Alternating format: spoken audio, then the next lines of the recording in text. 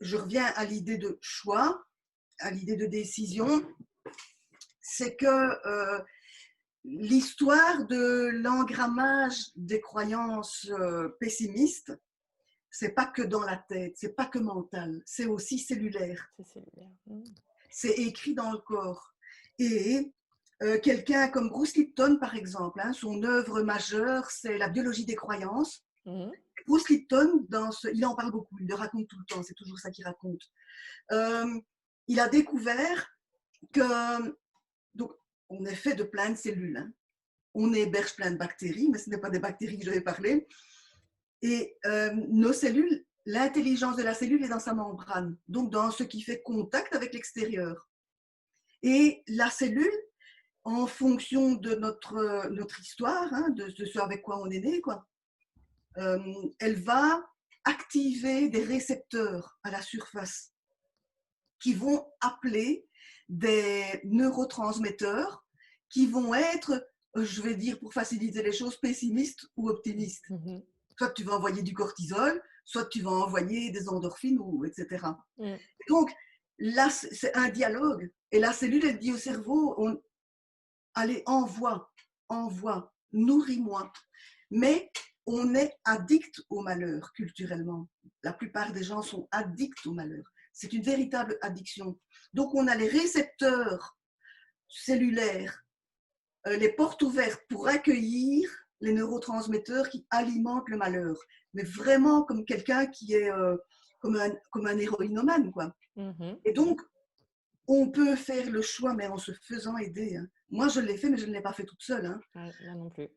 On peut faire le choix de fermer ces portes-là et d'ouvrir les portes du bonheur, mais biologiquement, littéralement. Hein. Mm. Et Ah donc, bah moi, c'est toute l'histoire de la mémoire cellulaire et de l'épigénétique et aussi. de l'épigénétique, tout à fait. Donc, Tout à fait. on peut réécrire son état d'être. Mm. Et quel que soit l'âge, ça n'a pas d'importance parce que notre boulot, en fait, c'est d'éprouver, c'est de faire des expériences pour vivre des émotions. Mm. Là, c'était un petit peu métaphysique. Hein. Notre boulot, d'être de lumière qui ont choisi de s'incarner. Non, mais c'est tout à fait vrai. D'autant plus que si on ne fait pas ce travail de nettoyage cellulaire ou de réharmonisation cellulaire, qu'est-ce qui se passe? Bah, on s'encrasse et c'est la maladie, c'est les accidents, Tout c'est à les fait. troubles psychologiques et c'est dramatique. Donc, où, où on arrive à petit à petit à faire un pas et à ce que ce soit moins réactif, moins douloureux. Mais si on ne fait pas le travail de fond, ça nous revient de manière chronique, quoi.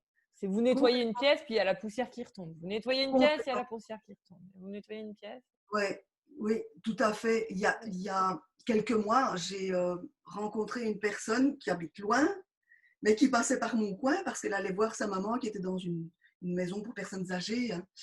Et elle me disait, elle raconte toujours la même chose. 82 ans, la personne. Elle raconte toujours la même chose. Je lui dis, Ouais. ah, qu'est-ce qu'elle raconte? Elle raconte que sa mère l'a abandonnée et qu'elle a passé 12 ans à l'internat. Elle a 82 ans. Je lui dis, oh, c'est mon histoire. Oh, ouais. Tu vois? Et tu choisis vraiment ce que tu fais de ton histoire. Mm. Tu vois? Ouais, mais à partir d'un certain âge, tu vois, pour cette vieille dame, bah, malheureusement, est-ce qu'elle a encore le choix? Ah oui, non, non, c'est pas ça que je veux Mm. dire. C'est que tu peux ne pas en arriver là. Oui, bah, tout est une question de perception. Tu, C'est la question de la réalité. Je ne sais pas si tu avais lu ce livre de Christian Flech sur… comment il s'appelle? Je l'ai sous le coude. Le monde extérieur n'existe pas. ah, chouette, je vais le noter. Il est extraordinaire et où il explique que pour votre santé, changez de perception.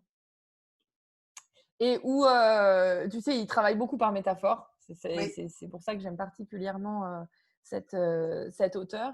Et notamment, il prend l'exemple d'une maison dans laquelle il y a un chien, oui, d'accord, qui met tout en dessus-dessous. Et il dit, bon, bah, alors, il y a plusieurs solutions. Soit la porte est fermée, et auquel cas, tout est dévasté à l'intérieur, mais de l'extérieur, on ne voit rien. Soit vous laissez une porte ouverte et dans ce cas-là, le chien peut sortir et les dégâts sont moindres Oui, à l'intérieur de la maison. Et je trouvais que l'idée était hyper intéressante. oui, c'est En chouette. disant, votre idée, je crois qu'il allait plus loin que ça, mais dans ma mémoire, c'est juste ce qui reste. Mais c'est là où vous avez le choix. Vous fermez la porte ou vous ouvrez la porte. Ouais.